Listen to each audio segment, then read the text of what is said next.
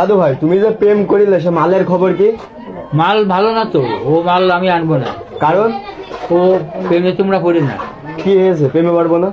ও ভালো না তো। ভালো না? কে? প্রেম করার জন্য ভালো না। কে? ওরা ওই 2 দিনকের মতো প্রেম করে তারপরে তার ভালো জানে না, ও ভালো কাজও করে না। ও তুমি প্রেম করেছো এর আগে? হ্যাঁ হ্যাঁ হ্যাঁ। তাহলে ওই যার সাথে প্রেম করেছো ওর সব আমার কাছে খুলে কদিন কি দিয়ে কি হইলো?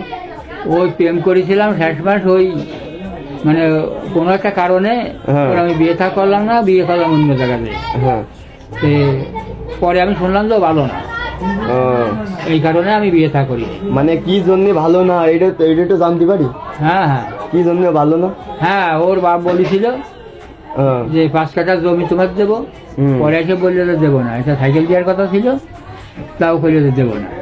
এই জন্যই হ্যাঁ। বিয়েটা হয়নি।